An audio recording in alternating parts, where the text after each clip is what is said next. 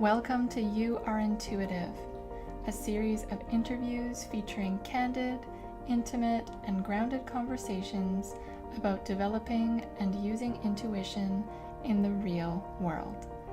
I am Dana Mahacek, and today I am joined by Jo Klima of The Darling Tree. Jo is an artist and creative who loves seeing creative projects come to life to add beauty, color, and meaning into the world. Her desire is to discover, unearth, and understand herself more deeply, and to continuously learn new ways and beliefs that will continue her journey into her highest self. By experiencing her own truth, growth, and purpose through creativity, Jo aims to help others do the same. Jo is the creator of the popular Unicorn Project, a number of online creativity workshops, and most recently, the amazing Inner Star Oracle card deck. I was so excited to have the opportunity to speak with Jo today about her experiences with intuition, and I hope that you enjoy our conversation. Thanks so much for tuning in.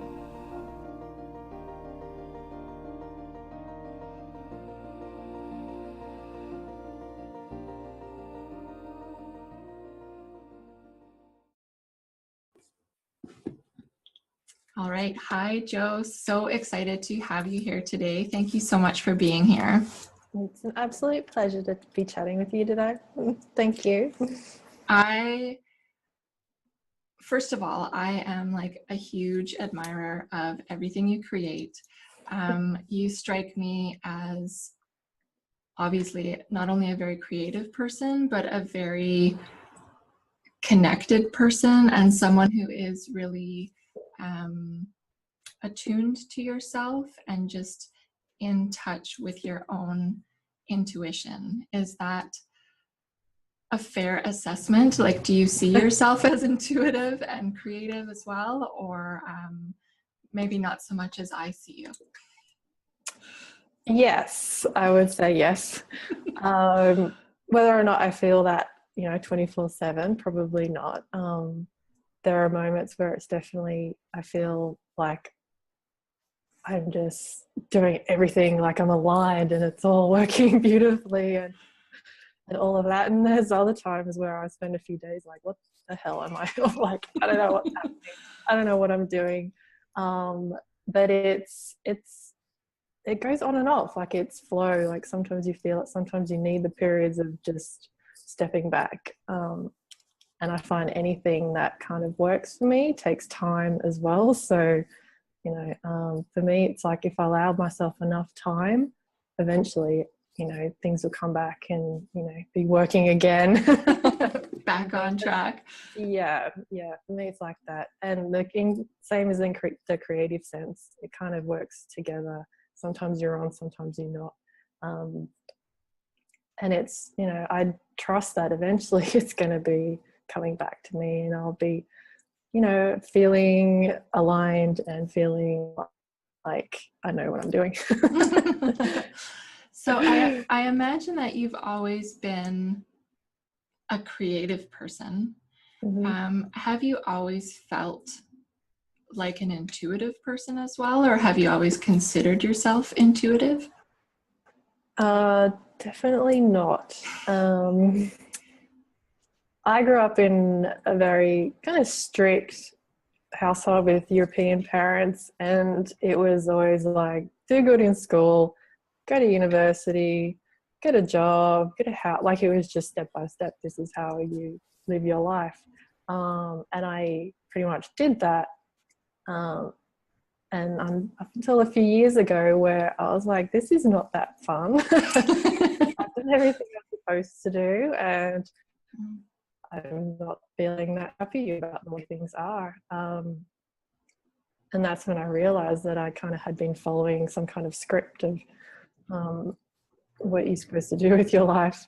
Though the creative part has always been a part of it. I went into graphic design straight out of school. So art and design has always been part of what I've done.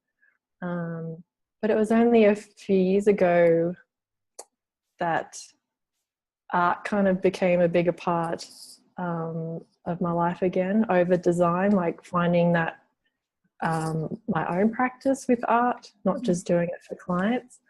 And also like meditation kind of came on my radar, which I'd never done before that, or really even considered doing before that. It was reading Spirit Junkie by Gabby Bernstein. That was kind of the first time I really heard about following your intuition and meditating and actually figuring out how things make you feel, tuning into yourself. And so this was a whole new concept to me.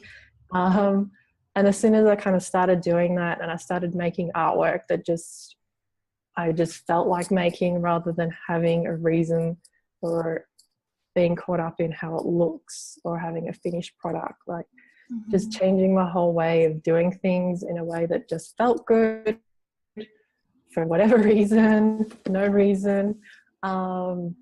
That's kind of where it started happening for me. And what did you have I'm going to call it an awakening moment with your intuition once you started meditating or once you started creating? Or when was the time where you could look at yourself and actually be like, yeah, I am intuitive. All of a sudden I feel intuitive. Or was there like a before and after photo moment in that regard? I'd say if I came up with something around that, it would probably be when I decided I couldn't live in the house that we were in anymore. It was kind of there was this point where it's like, I need something to change, and it felt like a huge decision at the moment because we'd only lived in this house that we'd built for 3 years. And it was like I just had to follow my gut instinct on this, even though everything was telling me it wasn't the right decision. I don't know, like, you just put all this money and all this time into this house, and now you just want to let it go. And then seeing what's happened after that, where it's so many things opened up again, so many opportunities, lots of more things have flowed really well since then, since making that decision. I think that's given me the strongest example of following my intuition on a big decision and seeing how well that actually worked out. Maybe it doesn't always, but I think for that, it was like, that was a big change for me. And that was probably still 2 years after I'd begun really looking into this stuff. That was like, okay, I can listen to myself more, and I can trust myself more and make these bigger decisions that make sense to no one else but me at the time. Luckily my partner came on board.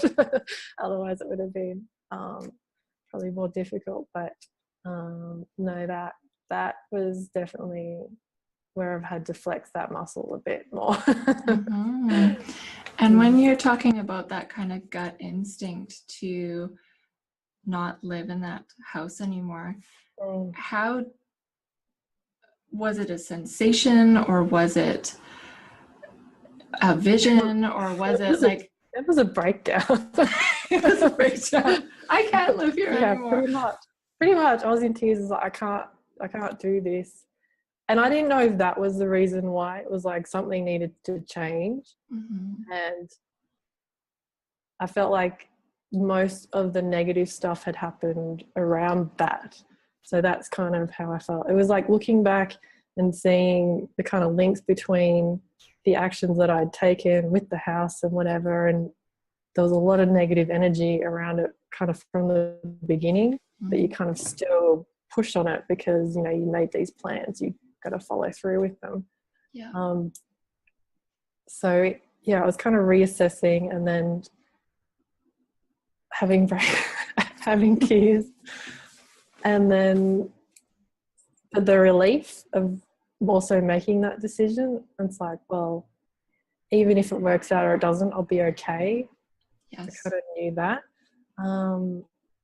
So I can't, I don't know, it was a few years ago. I can't remember actual physical sensations. I remember just bawling and then being like, I can't do this anymore, and then making a decision. And not everything worked out perfectly, but a lot of positive stuff has happened since that time. So, yeah. And I think there is also like a misconception that, you know, if you're intuitive and you follow your intuition, that everything's going to be rainbows and puppies and perfect. But that's not the case, right? Yeah. Just because and it might for a little while, but I think we're also meant to be challenging ourselves all the time and changing our path all the time. So it might be right for a week or 6 months, and then you'll have to figure out, okay, or reassess again and decide whether this is still right for you. Maybe it was at the time. It doesn't mean it's going to be right forever as well. So that's why you can't just make a decision and then ride on that for the rest of your life. It's going to be a constant conversation with yourself about what you really want and what kind of decisions you're going to follow. Yeah, it's it's never going to be, occasionally it'll be smooth sailing, but there's always going to be things happening. It's life. Yeah, and little course corrections and adjustments along the way. Yeah. And I'm really glad you brought that up, because I also have the, like, I went to school, I like did everything that I was supposed to, and I feel like in many ways I'm still recovering from this idea or this belief that changing your mind is a bad thing, or like is somehow failing or wrong, that like you got the wrong answer if you have to make an adjustment. And one of the most, I'll say, interesting things about learning how to build my own intuitive muscles has just been realizing that it is okay to change your mind. And like you said, something that was a really aligned, a really resonant choice at one point, that might be for an hour, it might be for a year, it might be however long. And now when you're kind of tuning into yourself, do you have like a specific practice or just a way that you actually tune into yourself and ask yourself, like, is this still aligned or is this still right? I do like to journal a lot, and I do I do a lot of chakra like I prefer to do chakra-based meditation where I kind of work through the chakras, and then, you know, sometimes I'll get those intuitive messages while I'm doing it. Sometimes it just feels good to do it. So mostly journaling though. I think I try and journal every day, every morning. And, you know, some of it feels like just a teenage girl just complaining about everything. And then sometimes it's like, holy shit, like I didn't really understand what was happening, or something just comes through, you're like, okay. It's cold, yeah. Yeah, that's new. And just trying to process feelings and emotions, which is also something that my family never taught me to do, and still something I'm not very good at. I feel like I don't process my emotions. We like to bottle stuff in and then it explodes one day. It just comes out. That's what we love to do. And it still happens every Christmas. So it's definitely different to try and actually tell people how you're feeling about things, understanding it for yourself.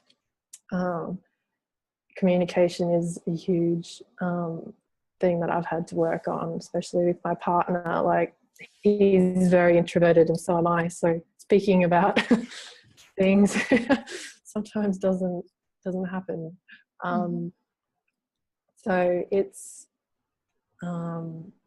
important for me to not only feel and figure, you know, understand myself, but to actually express that to other people, because then I'm just kind of floating on my own through this rather than having people come along with me. Mm-hmm. So that communicating those intuitive feelings and insights is really important as well. Definitely.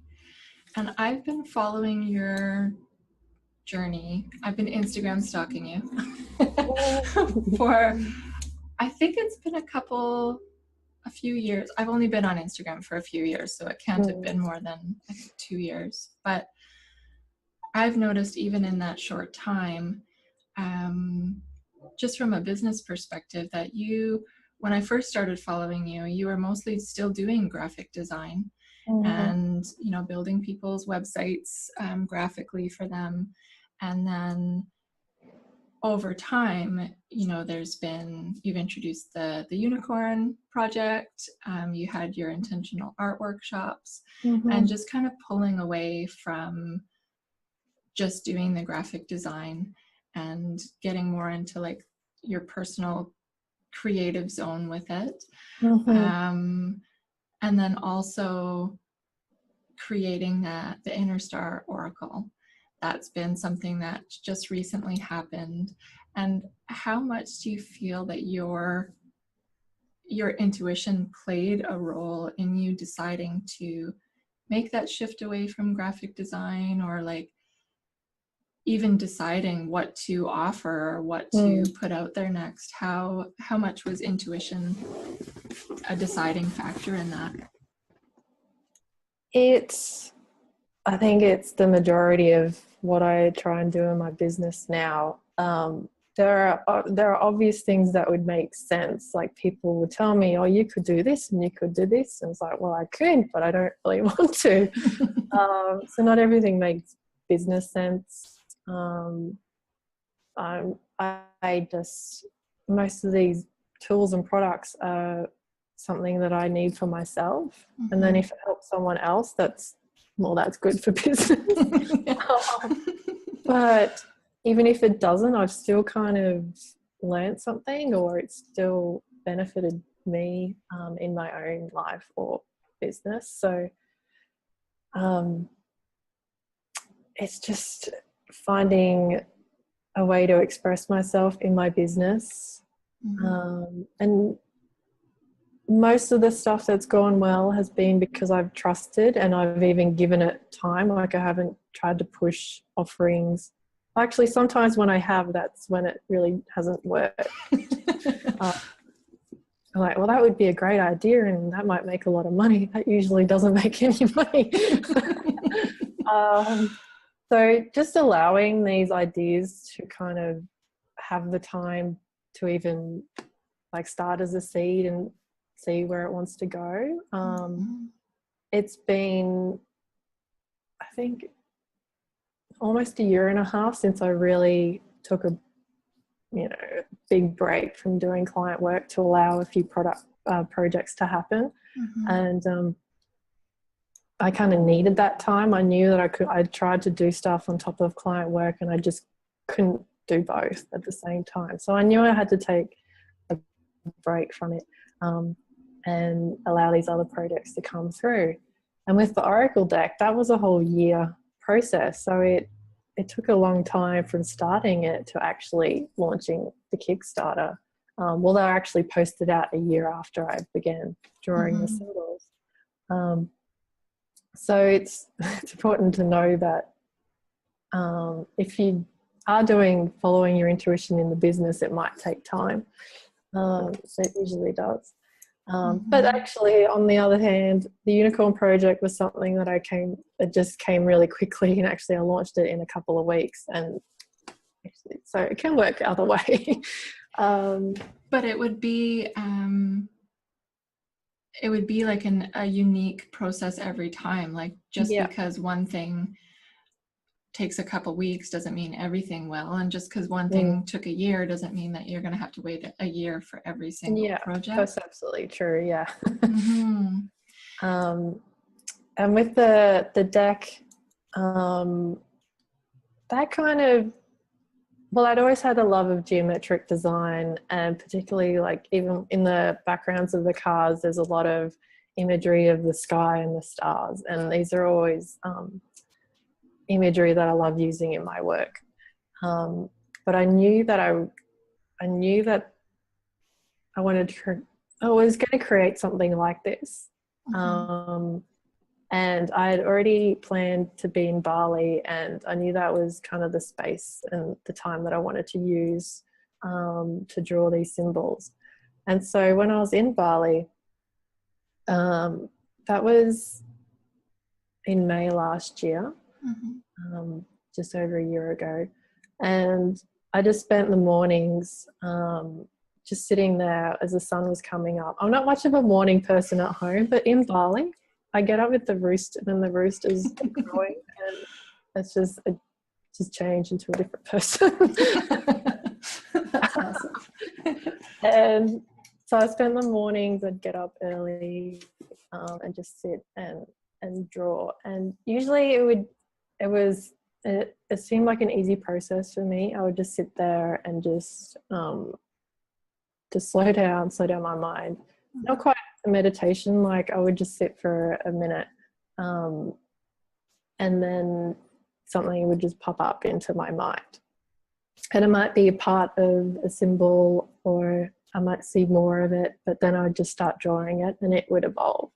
And it just happened with each one. And I had a sense of what the theme was. I'd just write down a few words related to each one.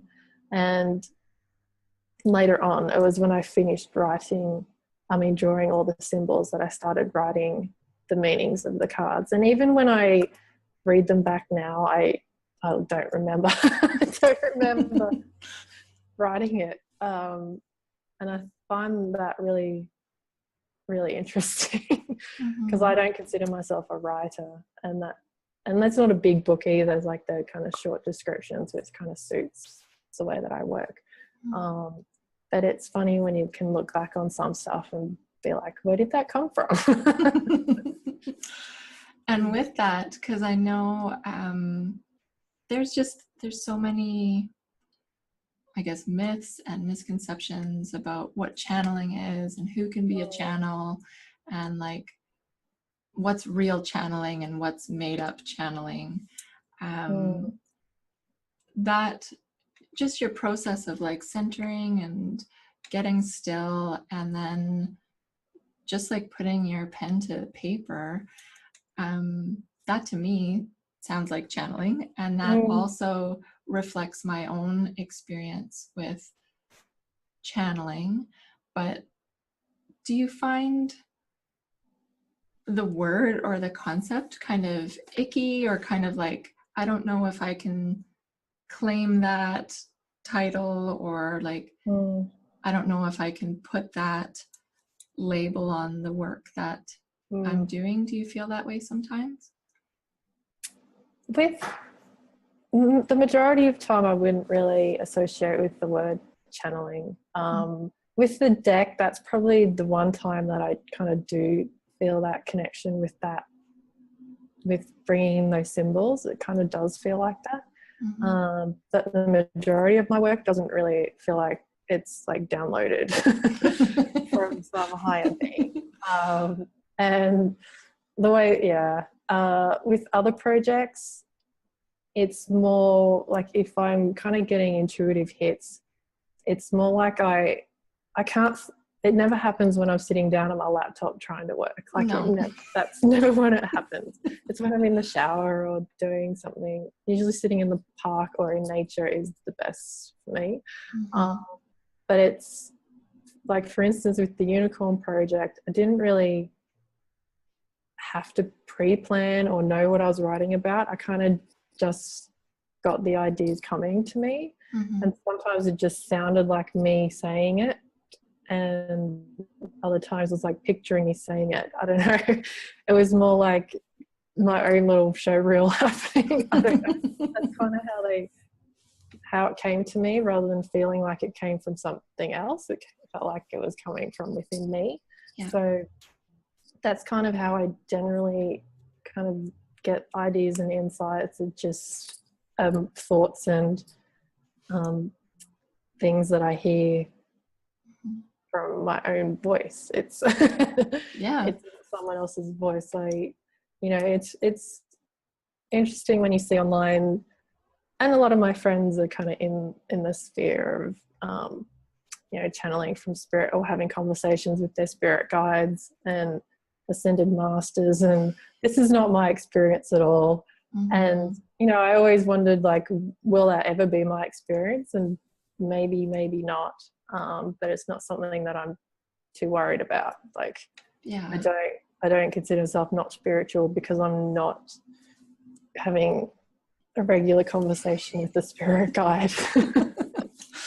Or that you're not intuitive enough because you're not channeling Archangel Michael. Yeah, I don't think that's you're only intuitive if you're doing that kind of work.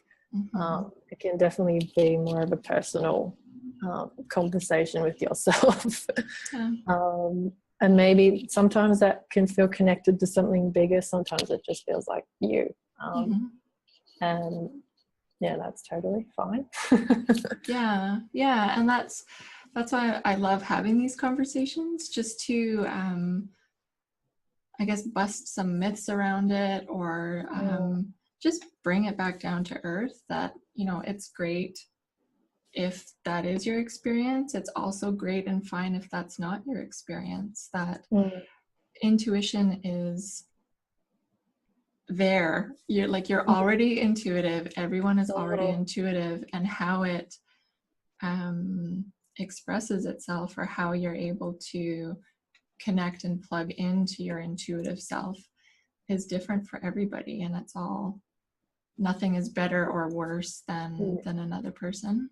And going back to the Inner Star Oracle, because I'm just fascinated about that whole process, because watching it, especially with when you launched the Kickstarter, and in less than 24 hours you had just like smashed your funding goal, and then you had a whole month to basically just add on extras, make extra cards, hit new funding targets.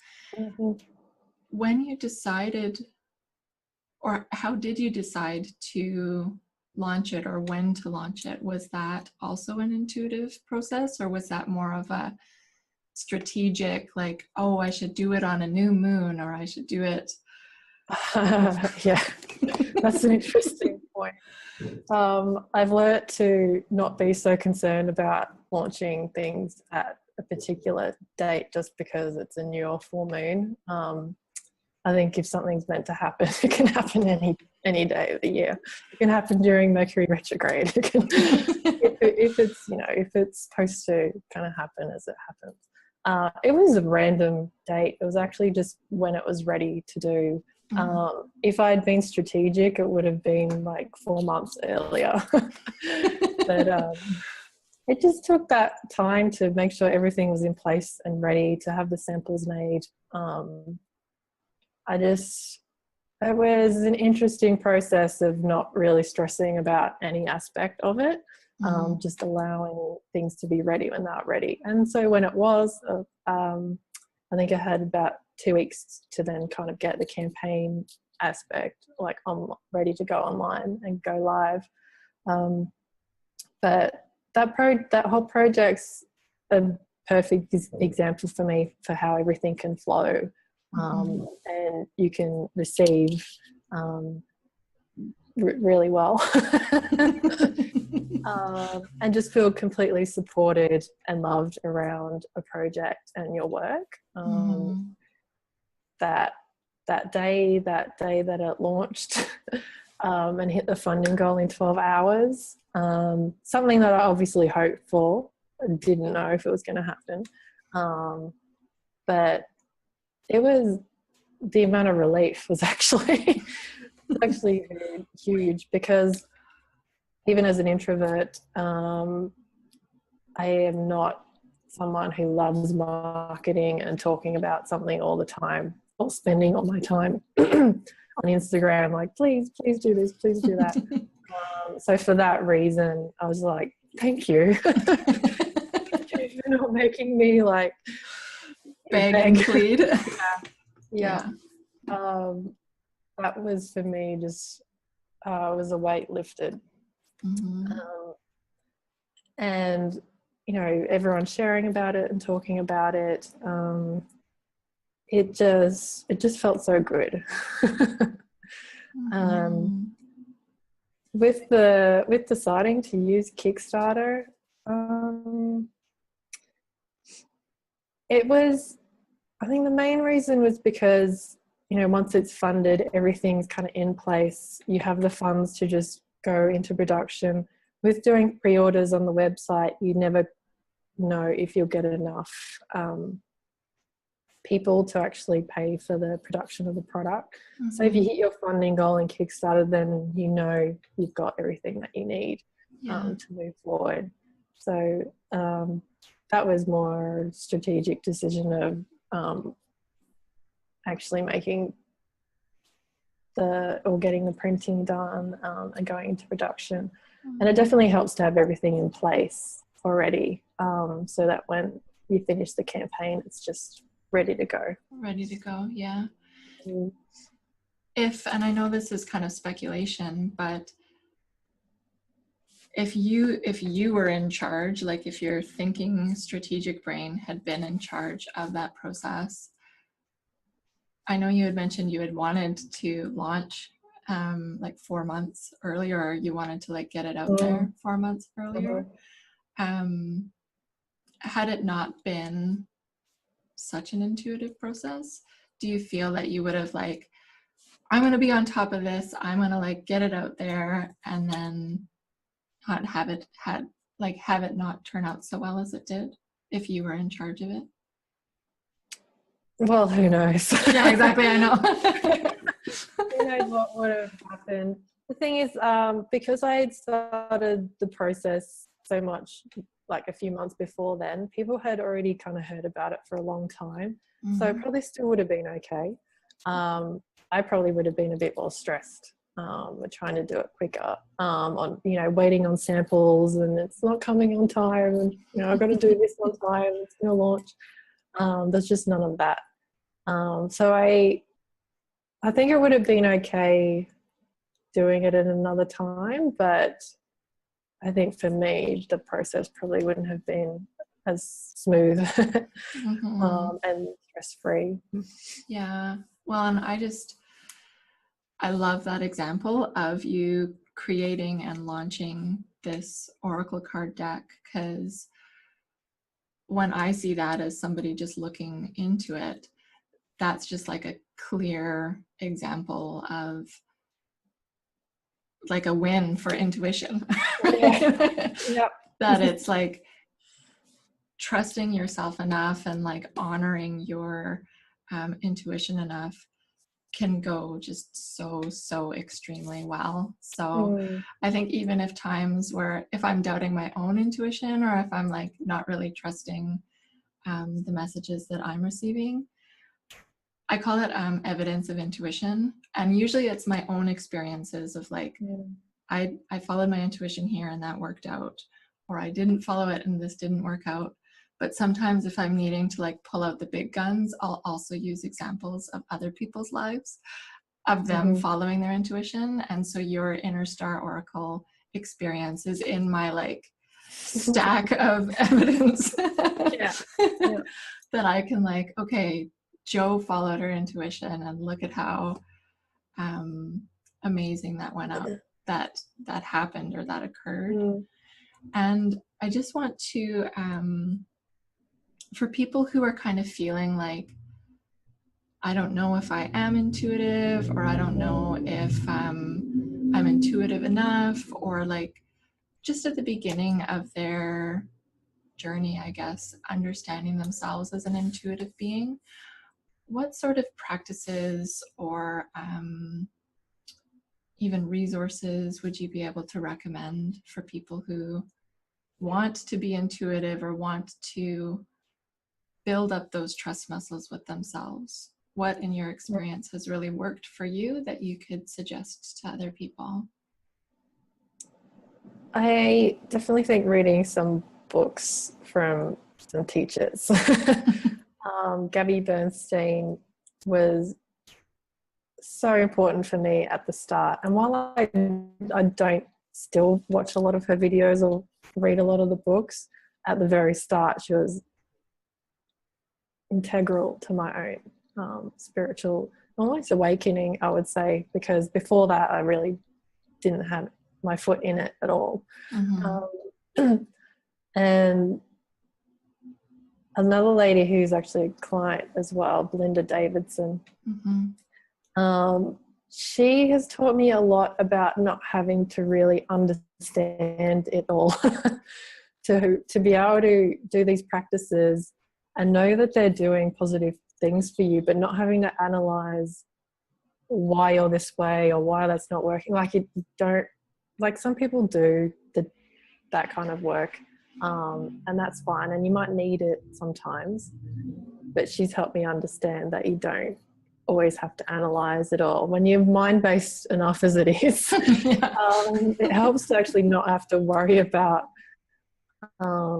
why I'm this way or why I used to do that, or even trying to figure out all the details of even stuff you're doing now. Even like with work and projects, it's like you don't have to already like set a launch date and then figure out everything in between, or it's okay to just let things happen as they happen, or to understand that you can heal without really having to get into the darker stuff. I know I don't know, it's not quite spiritual bypassing. I don't believe that, like some people feel like that is. But I think you need to start somewhere. Yes. And starting on the positive and the lighter side of it, I think is helpful at the start, because if you go deep too quick, it might be a bit harsh. Yeah, well, and I think there is, I'm really glad you brought that up too, because I work with a lot of people who have the belief that until they're like completely perfectly healed, that they won't be able to move forward, or they won't be able to be a light worker or whatever it is. But then the sister belief to the like I need to heal myself belief is often this idea that it's going to take a really long time and it's going to be really, really difficult.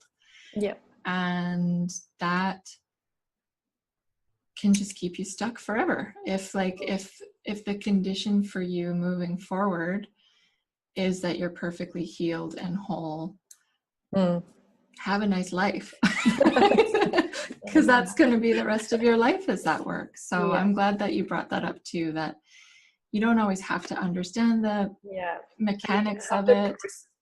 Now, like, it's going to be a lifetime of understanding why you're the way you are, or why things are happening the way they are. At least you're starting somewhere.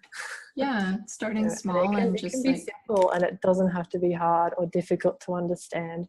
I know seeing people write about all this stuff that's happening around us, especially in the political world, and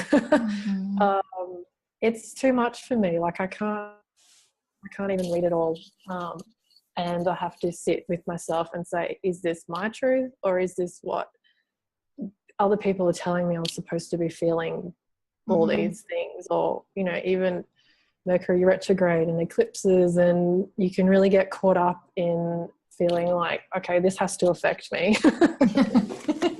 Everyone's telling me it should. And I try not to get too caught up in that, because there is a lot of that in the spiritual sphere, which we find ourselves in a lot. So try not to worry so much about what everyone else is saying about these topics. It's really important to actually just tune out from all of that and into yourself a lot more. And like you were saying, other resources or books or teachers can be the portal or the gateway into it. But I think any any good teacher or any good resource is the one that's just going to steer you back into yourself, so that you can just get familiar with your own intuitive language, your own feelings, your own energy. It's all there. Yeah. I'm currently reading Danielle Laporte's White Hot Truth, and I'm probably about a third of the way through. But I found it really refreshing that she's talking about not having to understand all of these different methods, and there's so many different ways that people teach and experience the mystic, realms and all of this stuff. And she's fully for, seeing how that works for you, taking a bit of that, not even getting too serious about one teacher, like it's just their one way of teaching and that's what's right for them. Be careful because they're also good marketers half of the time, so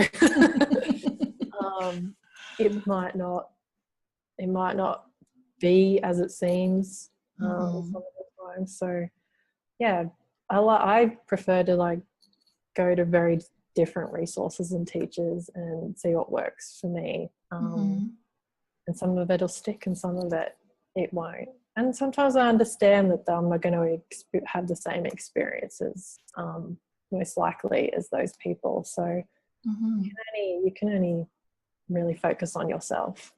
Yeah. And I think that when you do that, when you make that, or you set that intention to I'm going to check in with myself and I'm going to, see if this is my truth and see how this feels for me, it ends up being much more rewarding in the end too, because this is in alignment with me. This is my truth. I am relying on myself. I'm supporting myself. I'm believing in myself and I'm honoring myself. Feels way better than I'm doing this because I should.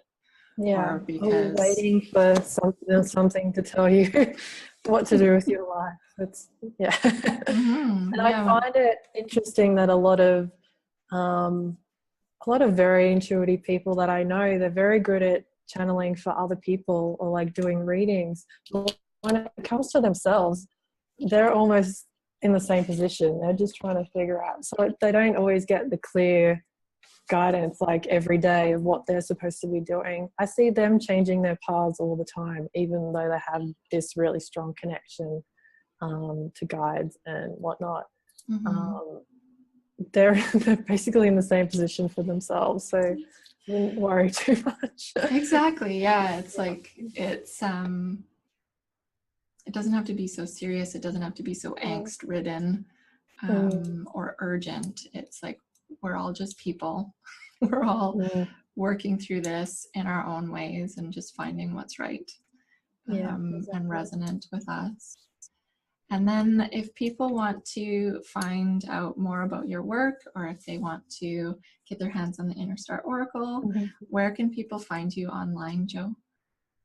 My website, thedarlingtree.com, and Instagram. I love Instagram, so that's where you find me. The Darling Tree as well. So.